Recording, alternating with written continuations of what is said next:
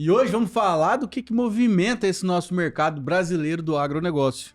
O Brasil é forte quando a gente fala de commodities. E sabe o que é commodities? São culturas como soja, milho, cana, boi, café, enfim, são essas culturas aí porque elas são negociadas dentro do mercado de capitais. A Bolsa de Valores de São Paulo, por exemplo, a Bovespa, ou a CBOT, né, Bolsa de Chicago. Enfim, vamos falar mais sobre esse assunto aqui nesse podcast. Então, se você quer saber mais sobre esse assunto, fica com a gente até o final, porque eu tenho certeza que você vai gostar. E lógico, né? A gente sempre traz convidados mais aprofundados e especialistas nos diversos assuntos para a gente poder compartilhar com vocês. O nosso convidado de hoje, ele é especialista em commodities na Nex Gestão de Negócios, formado em engenharia mecatrônica pela Unicamp. É um engenheiro que mexe no dinheiro. E atualmente ele é head da mesa de câmbio de commodities e derivados. Então seja muito bem-vindo, Felipe Isaac.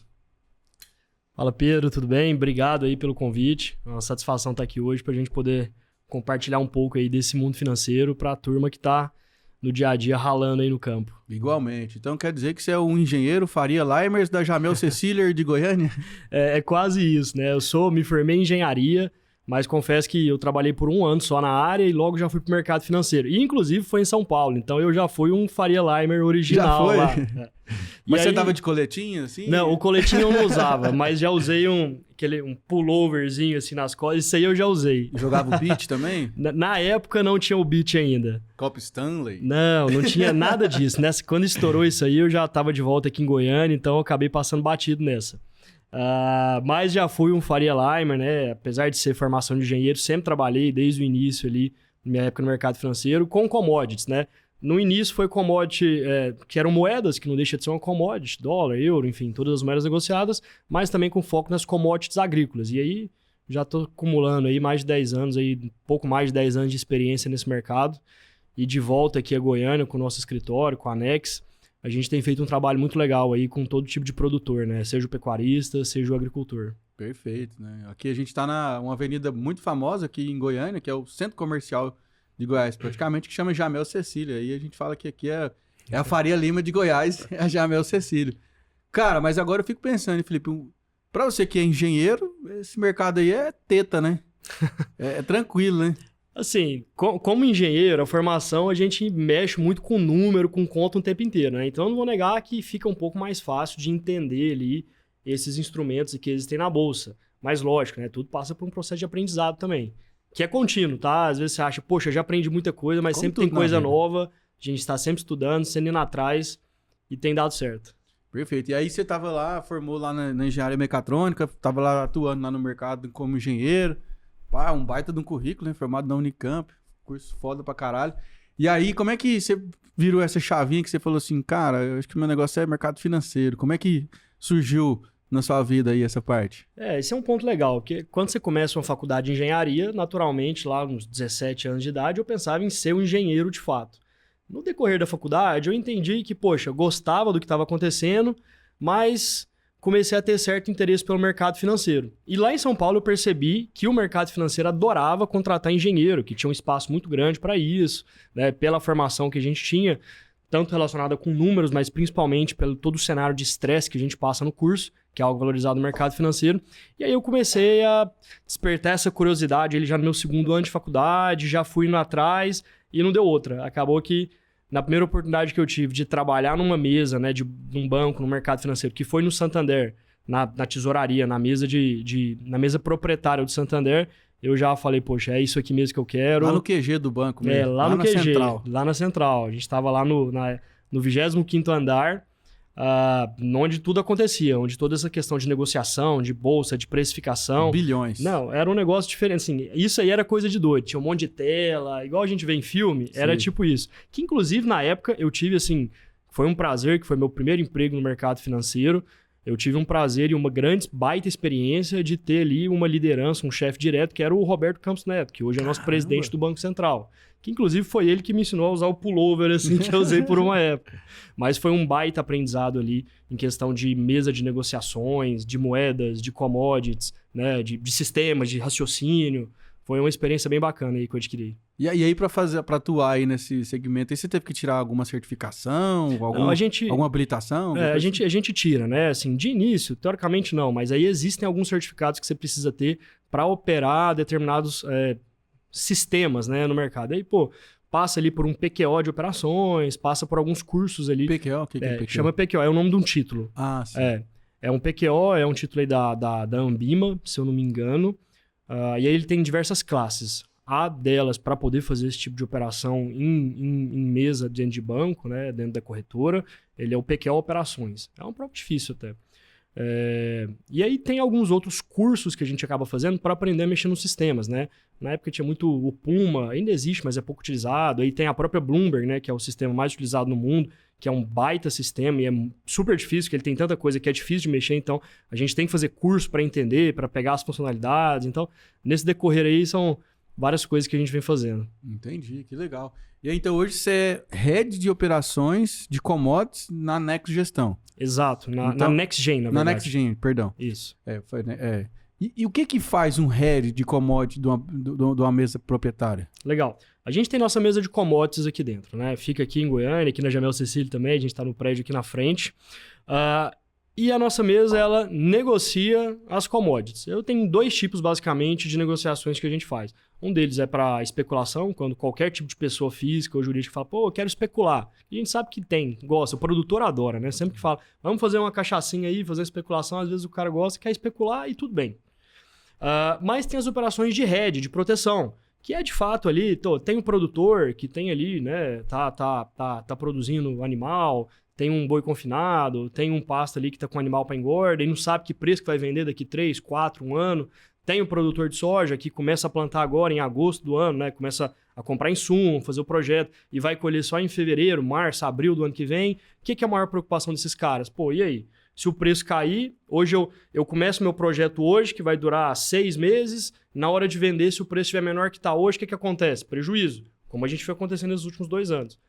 Tanto no boi quanto na soja, né? Basicamente. Uhum. Então, a gente consegue levar operações feitas na bolsa de valor, pode ser seja brasileira ou seja de Chicago, que a gente tem acesso às duas, leva operações, leva estratégias, principalmente voltadas para o que a gente chama de hedge, que nada mais é que proteção. Proteção contra o quê? Contra a variação de preço de uma forma indesejada, que é o que ninguém quer, né? Na hora de vender ali, seja a soja, o milho, seja o animal, o boi, ninguém quer o quê? Ter uma variação de preço para baixo que você não esperava. Entendi. Então, deixa eu ver se eu entendi. Aí o produtor liga para você e fala assim, Felipe, eu quero travar um caminhão de boi aí. É mais ou menos isso. É por esse caminho aí mesmo.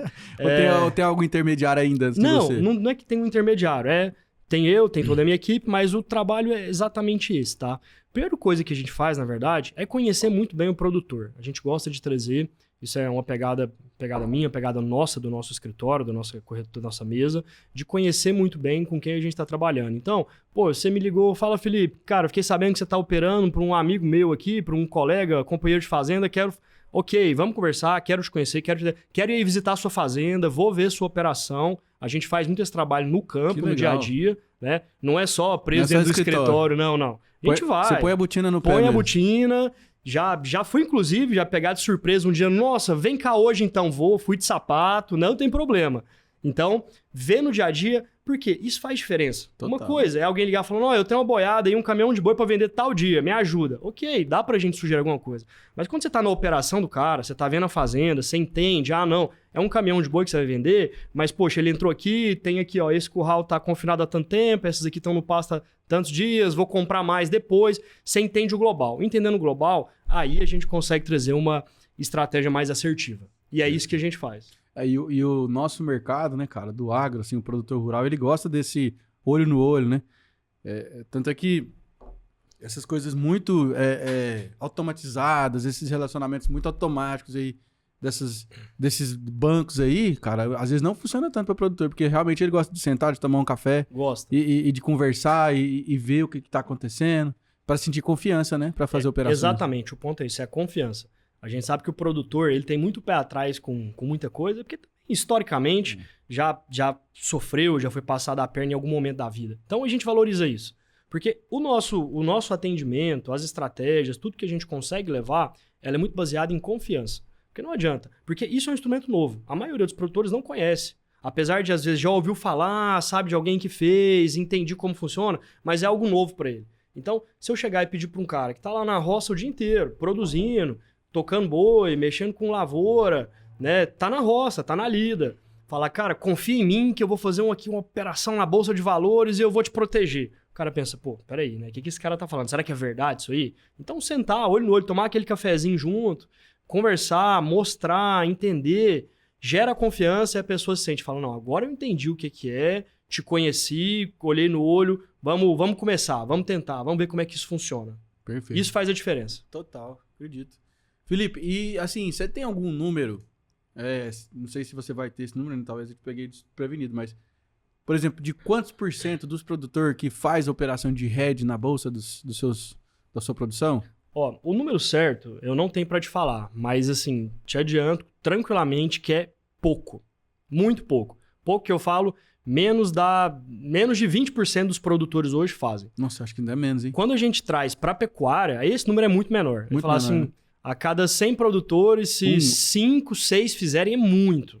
É muito, né? Na agricultura, o pessoal já faz mais. Por quê? Na agricultura, o pessoal já está se acostumando a se profissionalizar um pouco mais. E, além disso, as tradings, elas oferecem esse tipo de instrumento, às vezes meio mascarado, mas o cara, poxa, o cara tem a possibilidade... termo, né? tem o termo. O cara tem a possibilidade hoje que vai plantar, falar, já vou deixar lá para fevereiro umas tantas sacas de soja travada com a trade, pá. Isso é um hedge. Ele já travou um preço futuro, então o agricultor já faz mais. Agora, o pecuarista é muito, muito, muito pouco.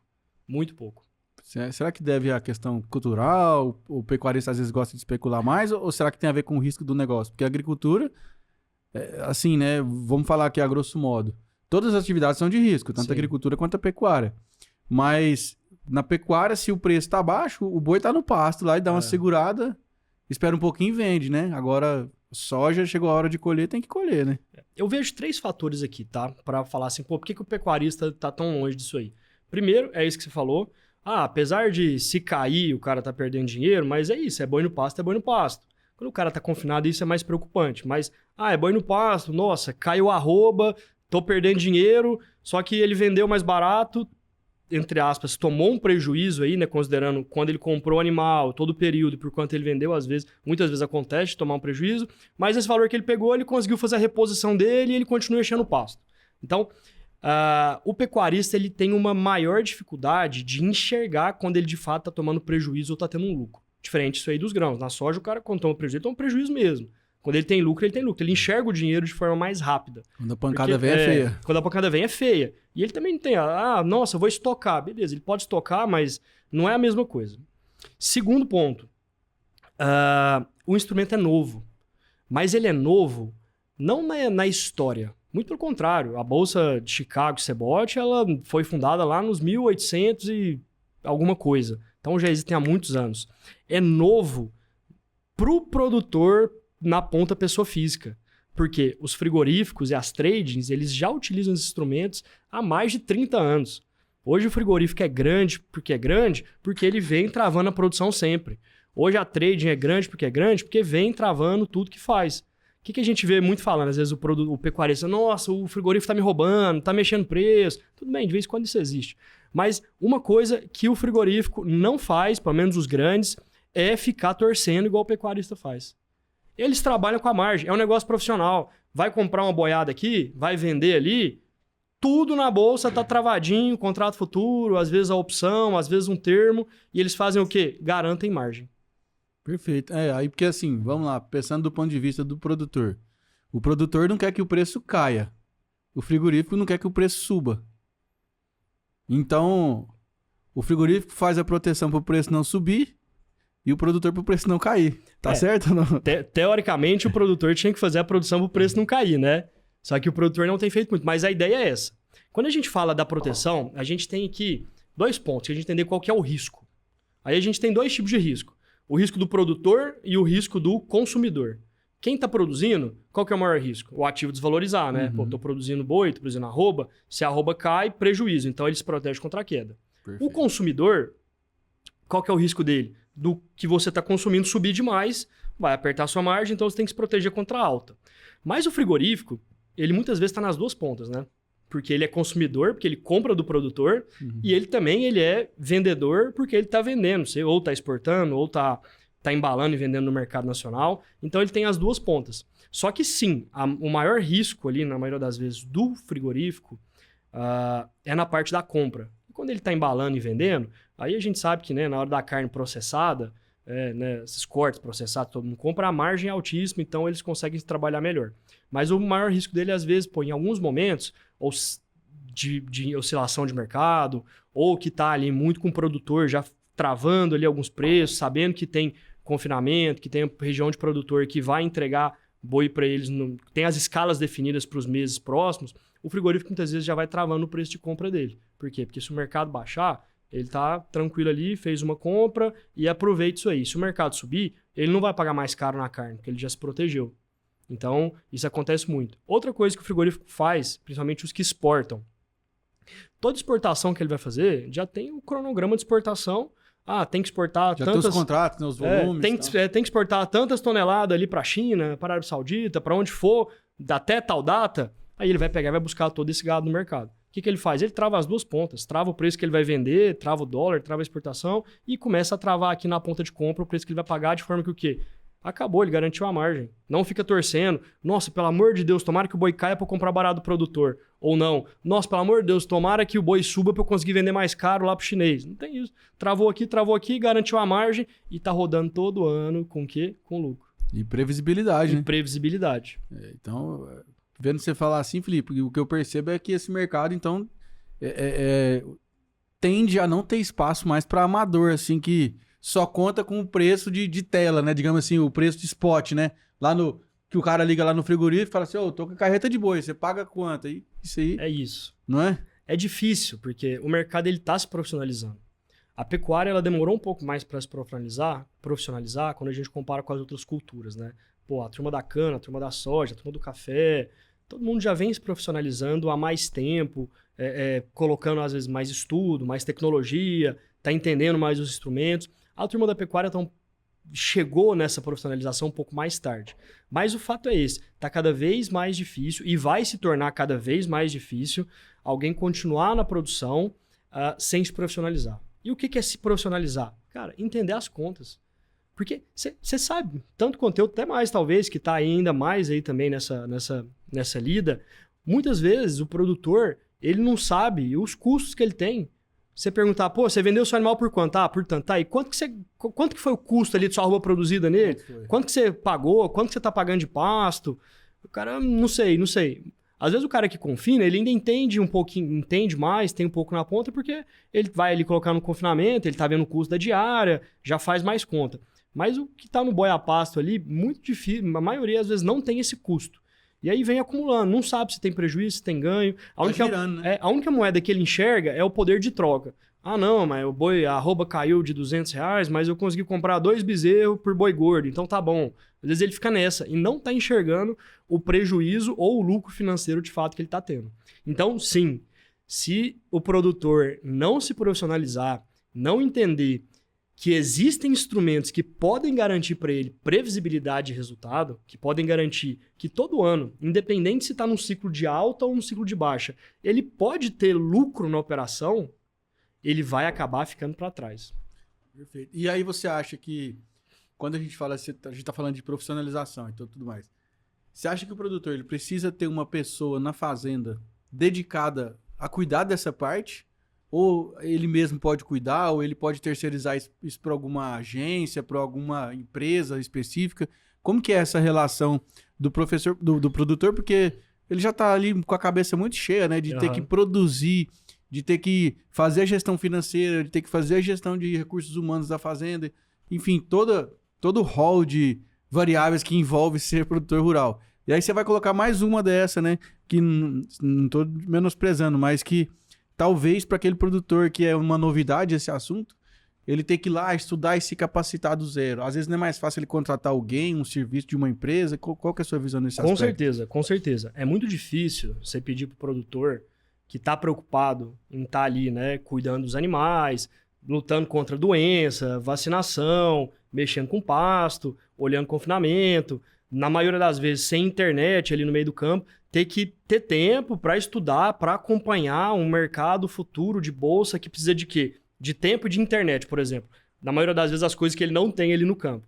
Então, a ideia de ter alguém para poder auxiliar nesse processo, ela é o ideal. Aí, mas como ter alguém? Aí depende, tá? Depende muitas vezes do tamanho da sua operação. Por que eu falo isso? Hoje aqui a gente tem um lema que eu gosto muito de trazer isso aí, e é muito verdade, que meu trabalho, que o nosso trabalho na parte nossa de assessoria em operações de commodities, ela é o seguinte, é deixar o produtor dormir em paz. Deixar com que ele fique preocupado da porteira para dentro, que é o quê? Que é produzir mais, fazer melhor negociação, né? Comprar insumo mais barato, conseguir produzir mais saca por hectare, ou conseguir produzir mais arroba num determinado período de tempo, gastando menos, cuidar dos animais, ter menos perda, negociar melhor, preocupar da porteira para dentro, que é o trabalho dele de verdade, que é fazer o que ele sabe, e a gente vai preocupar da porteira para fora, que é garantir previsibilidade financeira. Perfeito. E aí, por que eu falo que depende do tamanho para contratar alguém? Nós fazemos esse serviço de assessoria, como eu falei, que começa em ir lá na fazenda e entender toda a operação dele, que é acompanhar tudo que acontece no mercado e levar as melhores estratégias nos momentos mais oportunos. Isso a gente faz e está certo. Mas existem operações que acabam ficando muito grandes, que daí faz sim sentido ter, às vezes, um gerente financeiro ou um comercial, não sei falar qual seria o nome, mas uma pessoa que faz esse intermédio entre a corretora aqui, eu, né, minha mesa, por exemplo, e o dono da fazenda, o produtor de fato, porque daí a gente está falando de operação muito grande. Mas aí é uma figura que vai entender, esse cara vai entender também de mercado, e aí vai ter uma conversa de alto nível com a gente vai traçar a estratégia, ele vai aprovar a estratégia e vai sempre estar reportando para o produtor, né, para o patrão ali sobre o que foi feito, sobre o que está acontecendo. É lógico, isso depende do tamanho da operação. Quando as operações não são tão grandes, né, a partir de determinado ponto, a gente faz esse trabalho, eu reporto direto com o produtor, com o filho do produtor, que muitas vezes a gente vê nessa troca de geração, a geração nova está vindo um pouco mais estudada, mais interessada com esses assuntos, então tem evoluído muito isso nesse sentido também. Mas aí você tocou um ponto importante, porque assim, não adianta nada o produtor chegar para você e falar assim, protege meu preço aqui, Felipe, faz um hedge aí pra mim, se ele não fizer a tarefa de casa dele. Porque como é que eu vou chegar lá e falar assim, trava a arroba pra mim em 250, em 280? Mas beleza, isso aí é bom ou é ruim? Garantiu margem ou não garantiu margem? Exato. Então ele tem que trazer isso da fazenda pronto, né, Felipe? Ele tem que o que eu falei agora há pouco, ele tem que saber fazer a conta dele. Porque um dos pontos mais importantes pra gente poder definir uma estratégia bem feita, que no fim das contas é o quê? Garantir margem, é saber quanto você está gastando. Você tem que saber quanto que custa seu produto e a gente vê por quanto que a gente vai vender. Então, se ele não tiver ali na ponta do lápis o que está sendo o custo da arroba produzida dele, quais são os planejamentos, fica muito difícil a gente levar uma estratégia mais eficiente. Lógico que dá para levar estratégia de qualquer forma, mas aí fica naquela, poxa, e aí, fizemos uma estratégia. No escuro, né? Fica um pouco no escuro, porque você fala, e aí, funcionou ou não funcionou? A estratégia funcionou, mas você teve lucro ou você teve prejuízo? O cara fica naquela, poxa, eu não sei porque eu não sei por quanto que eu paguei. Então, é interessante o produtor se profissionalizar nesse sentido ou trazer alguém para a operação que vai ajudar ele nesse sentido. Que é parar de ficar só escrevendo num caderninho e ter uma contabilidade mais adequada, uma planilha, ou às vezes que seja por caderno, mas entender o que é o custo de produção dele. Comprei esse animal, que saiu, isso, né? Comprei esse bezerro tanto, ele ficou tanto tempo no pasto, gastei tantos reais por mês... Agora ele ganhou ganhou tantas arrobas nesse prazo, vou vender por tanto. Então, peraí, esse foi todo o meu gasto nesses últimos 6 meses, né? Então, peraí, eu comprei com 10 arroba, vou vender com 18, 20, eu gastei isso aqui tudo em 6, 8 meses, deixa eu dividir. Meu custo é esse. Agora eu entendi por quanto que eu posso vender para eu ter lucro. E aí, a partir daí, fica eficiente a gente trazer uma estratégia legal. Entendi. Show de bola. Felipe, e aí, por exemplo, existe um valor mínimo? Por exemplo, eu quero travar o quê? Um boi, uma carreta, uma boiada? Como é que são as quantidades, assim, de boi, milho e soja, por exemplo? Legal, ótima pergunta. Existe sim um valor mínimo, mas por que existe? É pela característica de como esses ativos são negociados na Bolsa. Hoje na Bolsa Brasileira, né, a B3, que é a Bovespa, Cada contrato de commodity, ele é negociado em uma unidade específica e uma quantidade específica. Então, por exemplo, o contrato de soja, ele é chamado de SJC.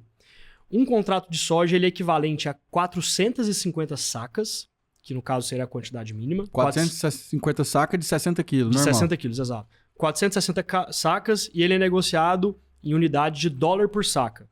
Então, se a gente olhar hoje um contrato de soja na bolsa, vai estar lá $27 por saca, por exemplo. Okay. Mas que não é bushel ainda não. Não, é saca. É saca. É em saca. Mas o de soja, ele tem uma curiosidade, porque ele é 100% ligado, correlacionado com o contrato CBOT, que é o de bushel. Se a gente pegar lá a soja Chicago hoje está $12,50 o bushel. Se você fizer a conversão de unidade de bushel para saca, vai dar o mesmo valor na B3. Mas aí o bushel é só uma unidade métrica dos Estados Unidos? Métrica, exato. O bushel é uma unidade métrica. A conversão de bushel para saca é 2,204, se eu não me engano, é esse o número. Então é unidade métrica. O contrato de milho, ele também é negociado em 450 sacas de 60 quilos, só que ele é em reais por saca. Já o contrato de boi, ele é negociado em quantidade de arrobas. Então, um contrato equivale a 330 arrobas. E é em reais por arroba. Então, essa é a quantidade mínima. Se a gente falar assim, de um boi gordo ali de 18 a 20 arrobas, um contrato vai equivaler a de 18 a 20 animais. Que cabe numa carreta. Que no caso é a quantidade mínima. Felipe, poxa, eu tenho um animal para travar. Poxa, não, esse não dá. Mas não, eu tenho aqui um lotezinho pequeno, tem 20 animais. Ok, é o mínimo que deve dar ali suas 330 arrobas, que é o que a gente consegue fazer. Porque assim, olhando desse ponto de vista, às vezes, por exemplo, quem está assistindo a gente aqui pode ser um pecuarista que esteja assistindo lá, que tem lá, vamos supor aí, 500 cabeças de gado, 500 cabeças de boi. E aí ele fala assim, cara, eu não sei como é que funciona esse negócio ainda, deixa eu aprender. Aí, enfim, vai lá, trava um lotinho de 20 cabeças, sentiu como é que é e vai aumentando, né? Até chegar a travar 100%. Não, exato. E esse é o ideal e é isso que eu sempre falo para todo produtor. Porque acontece muito. A gente faz muito evento com os produtores que são nossos clientes e com os que não são ainda, né? Inclusive, fizemos agora, hoje é quinta, na terça-feira a gente fez um evento lá na Pecuária com um grupo de produtores, falando um pouco sobre esses instrumentos. Então, tem muita gente que às vezes chega depois e, assim, é muito legal porque tem uma troca de experiência, o pessoal pergunta, entende, fica aquela dúvida, e aí parece muito produtor depois e fala, poxa, cara, eu já tinha ouvido falar nisso, ou não, nunca ouvi falar, mas achei muito interessante, é isso que eu tô precisando, tô com 1000 cabeças, quero fazer tudo. Eu falo, não, calma. Vamos com calma, não é assim. Você conhece o instrumento? Você já fez antes? Não, nunca fiz, mas gostei. Ouvi falar de alguém que fez, ou gostei do que você falou. Eu sempre falo, calma, não tem que fazer tudo. Não é assim. Você não entendeu ainda, ok, fico contente que você está confiando no que a gente está trazendo, no nosso trabalho, mas o ideal é colocar um pé de cada vez. Você tem esse tanto de, vamos fazer 10%, vamos fazer 20% do que você tem. Para quê? Para você entender. Para você entender como funciona esse instrumento na bolsa, como que vai funcionar lá no dia do vencimento, porque tem a diferença do físico e do financeiro. Você vai continuar matando seu boi lá no frigorífico, você não vai mandar para a bolsa matar seu boi, entendeu? Nossa, boa demais. Então, eu acho que isso aí é um ponto de confusão, né? Muita. Que o produtor pensa assim, espera aí, eu vou vender o boi na bolsa, eu tenho que entregar o boi no frigorífico ou na bolsa, né? Exato, porque tem esses pontos técnicos. Então, tem que entender para sentir confiança. E essa é uma das principais diferenças também. Tem duas grandes diferenças. Uma delas é essa, né, que a gente tem que entender a diferença do físico e do financeiro. Quando a gente se protege na bolsa, é uma proteção financeira, o físico continua igual. Se a arroba cair para R$150 lá no dia que você se protegeu, por exemplo, você vai vender por R$150 no frigorífico e a diferença da proteção você recebe no financeiro. Então, exemplo, fiz uma trava na bolsa. Travei que eu vou vender um boi lá em outubro desse ano por R$210 a arroba. Travou. O que vai acontecer na prática? Chegou em outubro, se a arroba cair para 150, você vai vender por 150, vai receber R$150 do frigorífico, lá no frigorífico. Lá no frigorífico da sua região, onde você entrega normal. E aí aqui na bolsa, você vai receber a diferença. 210 para 150, R$60. 150 aqui do frigorífico, seu físico. Os R$60 aqui da proteção, deu os 210 que você estava protegido. Então, existe essa diferença que é importante a gente entender para não gerar confusão. Por isso que eu sempre falo, quer começar a fazer? Vamos começar pequeno, com um percentual pequeno, para entender como você fecha a operação, como funciona no decorrer do tempo e principalmente como funciona no dia do vencimento, no dia que você está batendo seus animais. Entendeu? Legal, é isso. aos poucos a gente vai aumentando isso aí até chegar num nível assim, falou, pô, bacana, agora eu tô protegendo minha produção, garanti meu custo, consegui começar a gerar lucro, tô entendido. Perfeito. Então, pela sua explicação aqui, a gente pode fazer uma comparação aí como se fosse, vamos lá, um seguro de um carro, então. Porque assim, a seguro do carro é uma proteção financeira que você faz do seu bem físico, que é o seu carro. É isso. Então, você bateu o seu carro, aí você vai lá na seguradora, a seguradora te paga. Exatamente. Eu gosto muito de trazer esse exemplo aí do seguro de carro, porque fica fácil a gente entender, né? Mas só puxando um ponto nisso, e eu já volto no seguro de carro, existem 2 tipos de ferramentas, não são 2 classes, né? Que a gente faz na bolsa. Uma delas é a trava do preço. Trava mesmo. O que é a trava? Ah, vou travar um preço de venda por R$210. Que aí esse é call e put. Não. Esse aí é mercado futuro ou mercado a termo. Mercado futuro. É a trava. Trava mesmo. O que acontece? Se o preço cair, você vai receber a diferença. Igual o exemplo que eu dei. Travei por R$210, caiu para 150, vendi a 150, recebi 60 da bolsa. Legal. Se subir, você já travou. Você não vai ganhar mais. O que acontece na prática nesse caso? Travei a 210. Foi para 250. Entreguei no frigorífico por 250 e vou ter que pagar 40 na bolsa. De forma que ficou os 210 no final. Ah, entendi. Porque é uma trava. Mas ele não pode jogar fora esse contrato aí? Não, esse não. Aí ele não pode jogar fora e falar assim, vou realizar no físico aqui, eu não quero esse de 210 não. Esse não tem como. Quando você trava uma trava, né, você fez uma trava. É igual acontece, tem alguns frigoríficos em algumas regiões, a depender do volume também, eles oferecem um boi a termo pro produtor. É a mesma coisa. Se o produtor, às vezes, tem um volume considerável, tem um bom relacionamento frigorífico e fala, pô, eu tenho uma boiada aí, 500 animais, 1.000 animais para bater em outubro. Vamos fazer um boi a termo, vamos travar aqui agora? O frigorífico fala, beleza, ó, te trava R$220. O que acontece na prática? Se a arroba caiu para 200 ou se a arroba foi para 350, o frigorífico vai te pagar os 220 que era o que você tinha travado. Combinou. Mesma coisa aqui. Travou na bolsa, você vai, no final das contas, você vai ter aquele preço que foi travado. E aí, existe uma segunda classe, né, de produtos, né, de estratégias, que essas sim se funcionam como seguro contra o preço. Que daí é a call e a put, tá? A put, por exemplo, o que é o funcionamento dela na prática? Ela funciona como um seguro contra a queda do preço. Aí é que nem o seguro do carro. Para que a gente faz o seguro do carro, da caminhonete todo ano? Para que você tenha a tranquilidade que se, estacionei o carro aqui em algum lugar, vim cá, a gente tá aqui batendo um papo, na hora que eu for embora, se meu carro não estiver lá na porta, beleza, vou ligar pro seguro, depois de uns 30 dias, né, passado o tempo, aí eu recebo o dinheiro na conta. Mesma coisa. Então, a put, ela funciona assim. Eu quero fazer uma proteção contra a queda. Lá para outubro, comprei um seguro, comprei uma put que me garante os R$210. O que vai acontecer na prática? Chegou lá em outubro, caiu para 150, entreguei o boi a 150 para o frigorífico, executei o seguro aqui na bolsa, executei a put aqui na bolsa, recebi R$60, fiquei com os 210. E se o boi subir? O boi foi para R$250. Vendeu no frigorífico a 250, chegou aqui na bolsa, você não está travado. Você simplesmente não vai executar o seu seguro e tudo bem, você ficou com os 250 porque o boi valorizou. E aí você assume o prejuízo daquele valor que você pagou nessa opção. Exato. Aí qual que é a grande diferença da trava para o seguro? Na trava, você não paga para fazer ela. Você só trava o preço e está travado. No seguro, como é uma proteção, e igual o seguro de carro, aí você tem um custo que você vai pagar.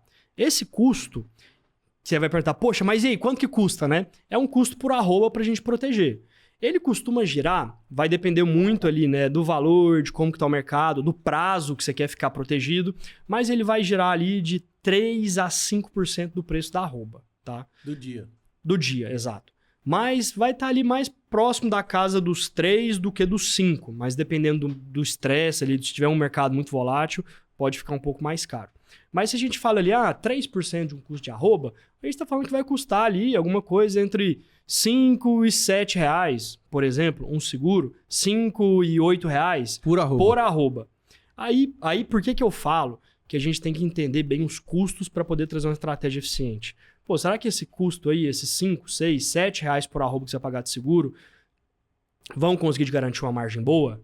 Não. Então, peraí. Então, essa estratégia não vai ser eficiente. É melhor a gente ir pro lado de uma trava. Aí, ó. Não. Exato. Não. Se eu pagar mais 6 reais por arroba, eu ainda consigo ter uma margem boa? Consigo. Então, vamos ver como é que funciona aqui. Então, tem isso. Principais diferenças. A trava, ela não tem custo, mas ela te trava o valor. Ou seja, se subir mais, você parou de ganhar. Você vai ficar travado. Você vai ter que ouvir ali seu colega do lado falando, ó, vende meu boi de 250, você ficou com 210, você vai hein? ficar de boa. Agora, o seguro, você paga pra fazer ele. Só que, se cair, aí você vai gritar com seu amigo, você vendeu por 150, eu consegui 210. Se subir, você não ficou travado, você aproveita toda a alta que tiver no produto. Entendi. Cara, não, então você falou uma coisa aí, Felipe, valiosíssima. Porque assim, precisa ter muita clareza nesse aspecto de quando você vai fazer trava e quando você vai fazer opção. Exato. Porque assim, se o custo de produção dele não absorve esses 5, 7 reais por arroba... Não vale. Não vale. Exatamente. Porque, por exemplo, num confinamento que a margem é apertadíssima, às vezes o lucro num boi é isso. É isso. 10, exato. 15 reais. E aí metade do lucro vai ficar na opção? É isso. Não pode. Não pode. É que daí, assim, é uma conta que a gente faz, você pensa, poxa, mas se eu deixar 6 reais na proteção, é meu lucro inteiro. Ou é quase que meu lucro inteiro. Beleza. Pode ser verdade. Mas num cenário em que a arroba caiu, como a gente foi acontecendo nesses últimos 2 anos, que foi constante. Bateu fundo ali. Poxa, né? Se o cara tivesse feito um seguro que garantiria para ele um lucro menor, mas ele ainda teria lucro, não teria sido melhor do que o prejuízo que ele tomou? Entendeu? Tá doido. Então. Eu conheço um produtor aqui em Goiânia, cara. Não vou falar o nome dele, não, porque né, não sei se ele vai achar bom se eu falar isso. Mas ele, na época da pandemia, cara, ele tinha travado o preço lá, a arroba deu uma mergulhada lá embaixo. E tava todo mundo desesperado naquele negócio. Ele, moço, eu tô de boa. E ele tava dormindo tranquilo. Ele tava de boa. Não precisa ir longe, não. A gente tem muitos casos assim, entendeu? É difícil a pessoa falar, entrar tá bom, na cabeça, quero né? fazer um seguro, eu quero fazer uma trava. Mas o que tem mais casos aí, ano passado foi mais que a gente teve uma variação mais brusca. Mas assim, de produtor, no início do ano passado, 23, travou uma arroba alta e caiu. A gente viu que ali, né, no segundo, principalmente ali, né, de abril pra frente, né, mais começou a cair, caiu forte ali a arroba, né. Produtor que tinha feito proteção, que na hora que foi vender, abater o lote animal ali, recebeu 30 reais da bolsa. Imagina, você consegue, você vira e fala pro seu... Por arroba. Por arroba. Seu companheiro de cerca. 600 e reais todo a mais mundo, no boi. todo mundo desesperado. Nossa, a arroba caiu demais, enrolou, não sei o quê. E você falando assim, pô, fiz um seguro bacana, fiz uma estratégia bem feita, consegui 30 reais a mais por arroba. Você tá doido. Qual que é? Olha o poder de reposição desse cara. Enquanto tava todo mundo, sei lá, fez uma reposição, 2 bezerros por boi gordo, 2 ponto qualquer coisa, esse cara colocou 3 de repente, entendeu? Não cresceu o patrimônio? Ou fez caixa também. Ou fez caixa, entendeu? Então, exato. Isso é interessante a gente falar de case de sucesso, porque a gente vê que é onde a gente pode utilizar um instrumento e ele funciona. Mas isso eu falando do seguro, tá? Que é a put, por exemplo. Quer dizer que eu fiz a put, eu vou ficar torcendo para eu executar ela? Não, não é o cenário ideal.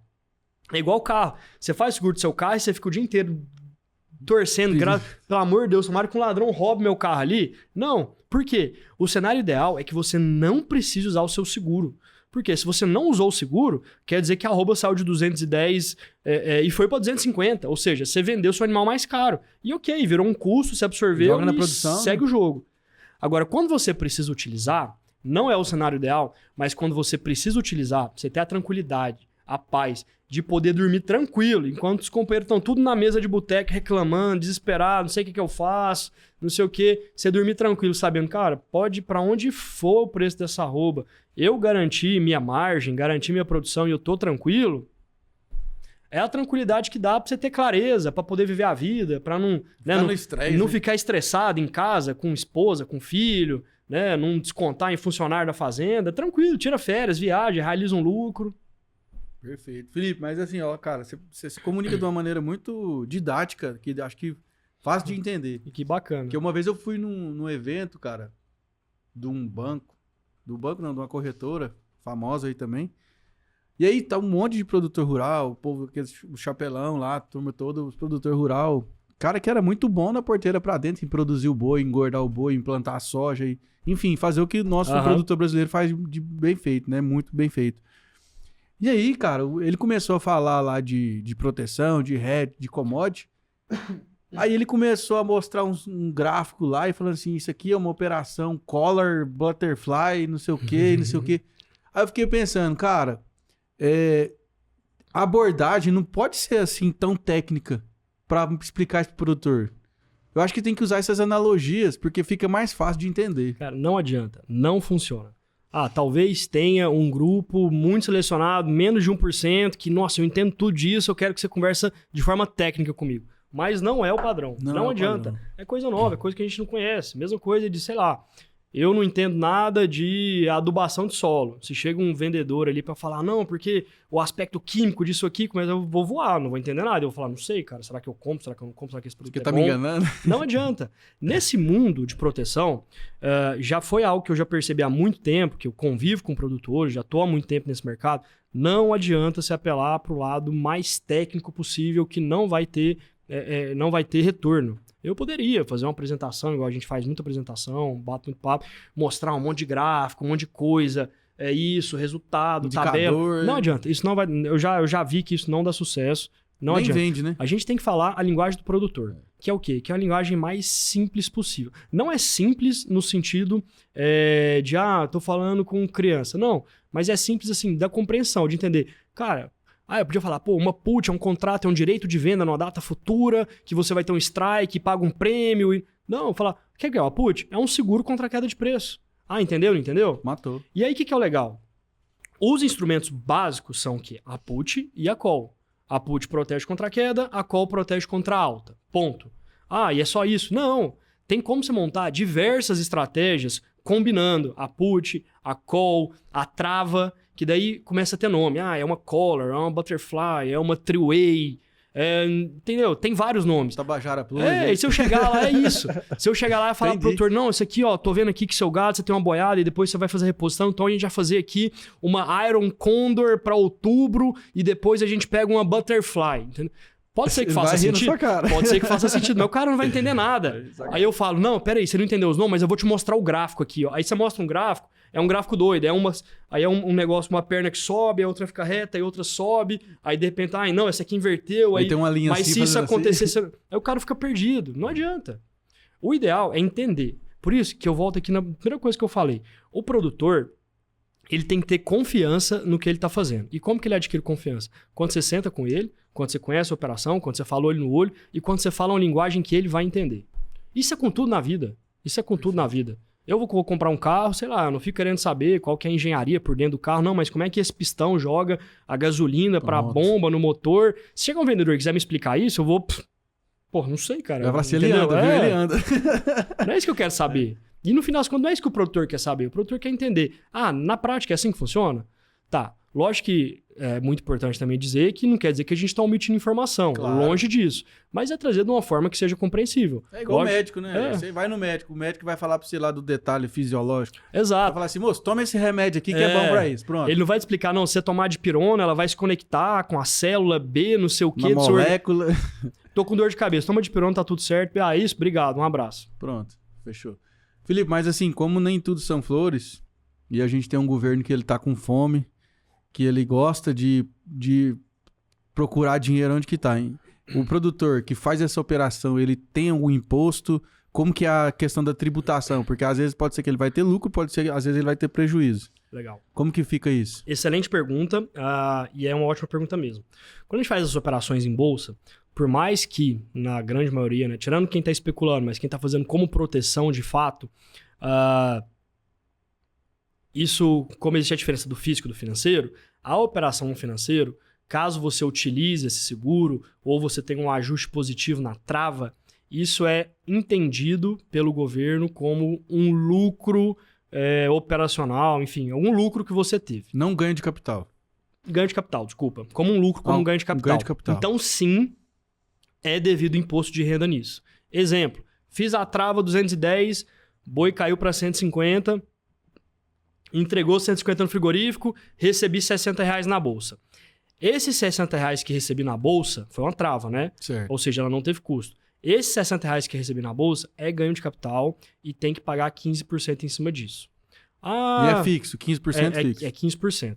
Aí entra num outro ponto que daí, não, mas eu sou produtor rural, tem meu contador, joga custo, joga não sei o quê. É outra história.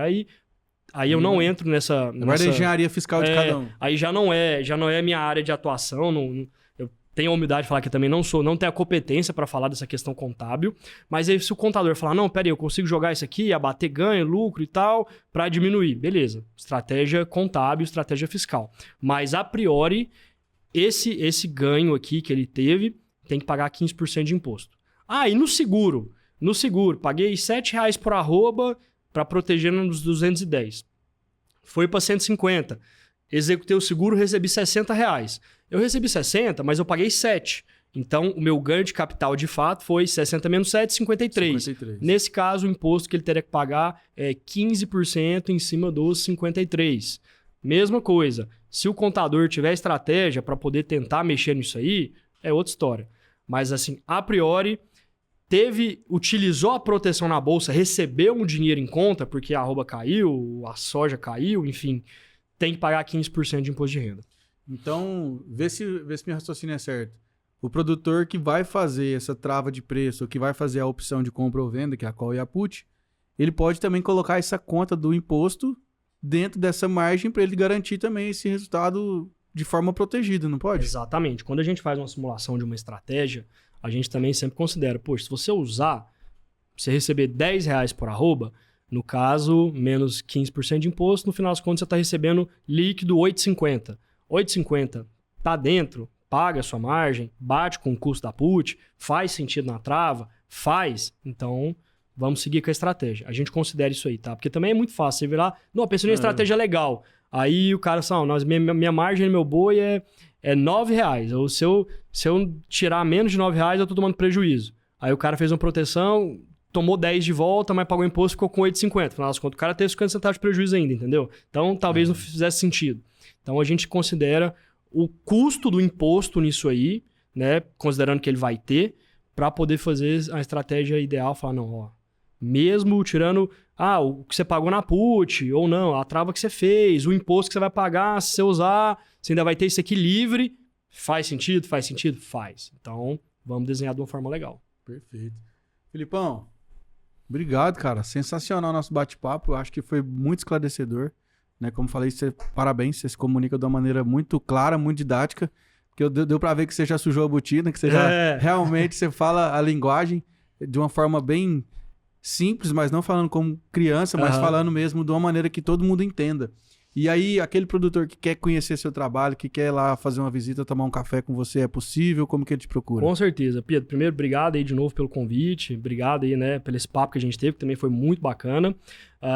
E deixo claro, produtor, gostou, tá nos ouvindo, tá acompanhando aqui esse podcast incrível, vamos conversar, vamos tomar um café, nosso escritório. A gente tem algumas filiais aí no Brasil, tá? Acho que eu não expliquei antes, mas, poxa, nossa sede fica aqui em Goiânia, eu moro em Goiânia, mas também tô sempre no trecho, então, pô, a gente tá fisicamente presente em Rio Verde, aqui em Goiás, a gente tá ali no sul da Bahia, em Luiz Eduardo, a gente tá no Maranhão, na região de Imperatriz, de Balsas, a gente tá lá no Pará, ali na região ali de Redenção, Xinguara. Marabá, assim, é porque é perto, né? Mas a gente tem cliente, produtor que tá ali também. Estamos ali no Tocantins, Araguaína, pessoal muito forte ali na produção de boi, de animal também. E no Mato Grosso, na região de Rondonópolis e Primavera. A gente tem um escritório em São Paulo também, porque fez sentido, né? Mas enfim, pô, gostou? Vamos tomar um café? Vem aqui no escritório em Goiânia, ou alguma dessas praças que a gente tá. Me chama pra ir na fazenda, vamos lá. Botar, sujar, tomar um cafezinho ali, que o cafezinho da fazenda ele é muito melhor que o café passado aqui no escritório. Margoso. 100% à disposição. Acho que aqui no podcast a gente deve colocar, né, o arroba do Instagram. Coloca, o Pedrão vai colocar aqui. Fala pra gente aqui. Mas tem nosso arroba aqui, o meu é Felipe Isaac, que é meu nome, Felipe é normal, IZAC. Isaac, IZAC. Tem aqui o do nosso escritório, NexGen Capital. Nex, N-E-X, G-E-N, Capital, tudo junto. Ali você vai encontrar todos os nossos contatos oficiais, vai ver tudo que a gente tem feito, né? Toda a nossa assessoria, que ela não é limitada só à questão de operações de commodities, mas a gente faz toda uma assessoria completa, patrimonial, de investimentos, de estruturação familiar, de operações de crédito, de operações de câmbio. Então, tem uma gama ali muito grande e a gente atende muito bem essa rota do agronegócio, né? Independente de qual cultura, né, de que você esteja fazendo. Então, precisou, conte conosco que a gente tem os melhores serviços financeiros para entender e para ajudar na operação aí no dia a dia. Então, tipo, o produtor foi lá, plantou a soja dele, ganhou lá uns milhãozinhos lá, tá lá parado, você ajuda ele também a alocar dinheiro aí pra ele Ajuda ganhar, ele. ter uma rentabilidade. Completamente. Ah, vai deixar o dinheiro parado? Nossa, não sei o que eu faço, vou colocar aqui na poupança ou não. Meu gerente do Banco do Brasil, da Caixa, falou pra eu colocar numa aplicação automática. No CDB aqui, no LCI, né? Que, né, pediu pra eu comprar um título de capitalização, que no fim das contas não tá rendendo nada. Um COI. Vamos conversar. Um COI, às vezes, meio mal explicado. Cara, tem como rentabilizar esse patrimônio, a gente tem soluções. Tanto no Brasil quanto fora. Pô, tô com medo, não sei o que tá acontecendo, quero trazer uma camada a mais de proteção do meu patrimônio. Poxa, a gente tem acesso direto à abertura de conta nos Estados Unidos. Então, vamos construir um patrimônio nos Estados Unidos, ajudar a organizar essa questão, às vezes, de uma sucessão, né, do negócio, sucessão patrimonial, sucessão do comando da empresa, da fazenda, da atividade rural. Então, é uma atividade ali bem completa, uma assessoria bem completa que a gente faz nesse sentido. Bitcoin também ou não? Não, Bitcoin não. Essa daí eu vou deixar passar. Essa daí a gente não consegue mexer ainda. Show de bola, Filipão. Valeu. Pedrão, Obrigado, viu? Foi um prazer. Tamo junto. Você que assistiu o nosso podcast até agora, você já sabe o que você tem que fazer. Pagar nós. Sabe como? Inscrevendo aqui no canal, compartilhando, né? Você que tá ouvindo pelo Spotify, segue aí o nosso canal aqui também, Agro2. E você quer saber as notícias do agro, do Brasil e do mundo, acesse o nosso portal de notícias, que nossos jornalistas estão lá diariamente trazendo tudo que acontece no mundo em tempo real dentro do agronegócio. É www.agro2.com.br. E claro, você também vai seguir a gente no Instagram, lá no @portal Agro2. Fechou? Obrigado, tamo junto, até a próxima. Tchau, tchau.